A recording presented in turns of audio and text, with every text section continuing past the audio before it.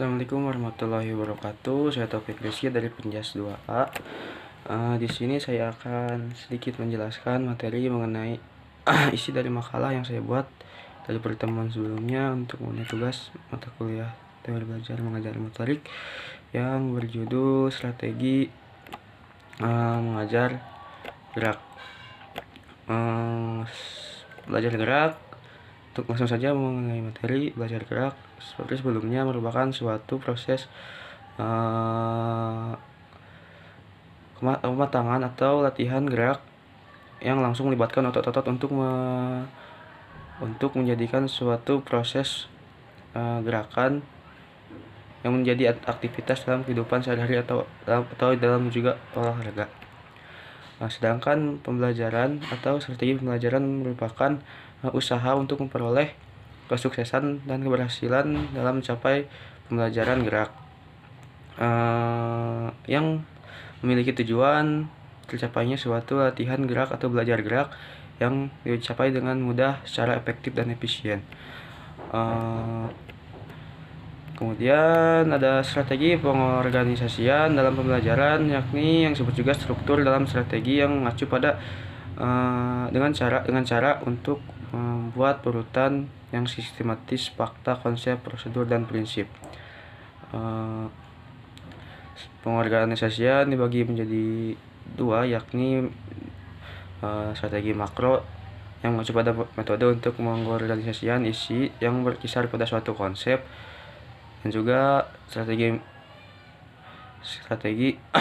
mikro yang tadi mikro ya, maaf, yang lagi makro yang mengacu pada metode untuk mengorganisasi di pembelajaran yang lebih kecil, sedangkan yang tadi mikro yang cenderung lebih besar atau umum. Kemudian ada juga pengaturan materi. Nah, dari pengaturan materi ini diawali dengan pemberian penjelasan gerak. Nah, penjelasan mengenai gerakan atau disebut juga sebagai instruksi verbal, guru secara singkat dan jelas dengan menggunakan kata-kata sederhana yang mudah dimengerti untuk menyampaikan mengenai unsur gerakan atau cara melakukan dan urutan gerakan yang harus dilakukan. Pemberian contoh gerakan merupakan rangkaian dari pemberian penjelasan gerakan. Nah, pemberian contoh memberikan gambaran yang lebih nyata dan jelas yang mengenai apa ya dan bagaimana yang seharusnya dilakukan oleh peserta didik. Kemudian prinsip belajar beban belajar meningkat yang diwujudkan dalam bentuk pengaturan materi yang pertama dimulai dengan yang sukar, kemudian yang mudah sukar, kemudian yang dimulai dengan sederhana kompleks, dan kemudian dimulai dengan gerakan yang kurang memerlukan tenaga yang lebih banyak, yang kurang menggunakan tenaga dan yang menggunakan lebih banyak tenaga. Kemudian mengenai pengaturan waktu latihan. Pengaturan waktu latihan berkaitan dengan seberapa lama belajar atau peserta didik melakukan tugas belajar gerak. Waktu pula yang akan menentukan seberapa produktif lingkungan belajar. Waktu itu perlu diperhatikan karena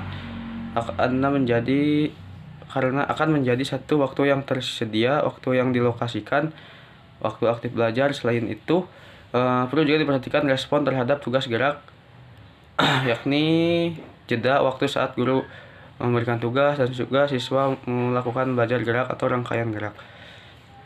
Nah, pengaturan waktu latihan juga harus menyediakannya waktu untuk istirahat secara berseling-seling.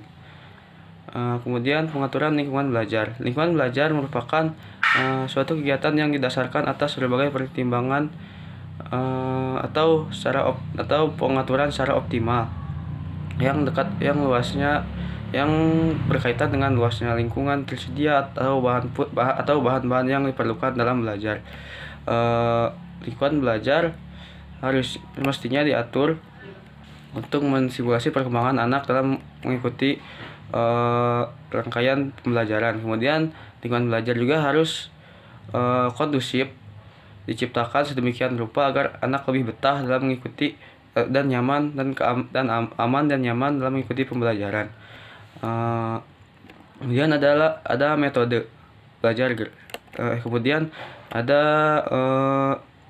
pengaturan lingkungan belajar yang didasarkan atas berbagai pertimbangan yang baik terkait dengan pertimbangan anak secara optimal maupun memberikan kesempatan luas pada anak untuk eksplorasi penyelidikan interaksi sosial dengan komunikasi dalam belajar dan juga peningkatan kemampuan koordinasi gerakan anak melakukan aktivitas atau pembelajaran gerak. Metode belajar gerak. Nah, metode tanya jawab. Yang pertama metode tanya jawab. Metode tanya jawab saat di suatu interaksi antara guru dan siswa, melainkan kegiatan bertanya yang langsung dilakukan oleh guru untuk mendapatkan respon secara lisan dari siswa sehingga dapat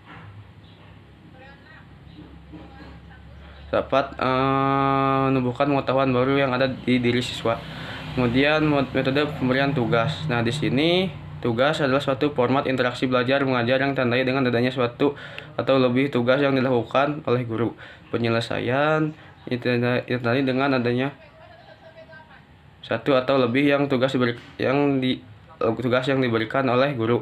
Penyelesaian tugas juga harus dilakukan secara perorangan atau kelompok sesuai perintah yang diberikan oleh guru.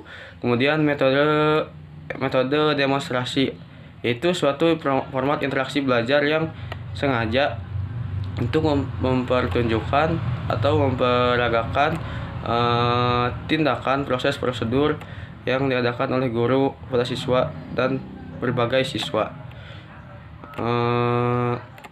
Mungkin itu saja. Kemudian mohon maaf ada yang prinsip penerapan latihan bervariasi dalam metode pengajaran, yaitu mempraktikkan gerakan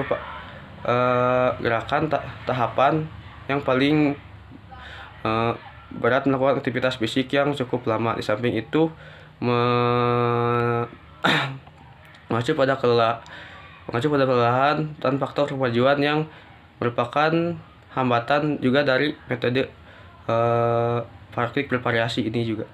Mungkin sekian dari saya, kurang dan lebihnya mohon dimaafkan. Terima kasih. Wassalamualaikum warahmatullahi wabarakatuh.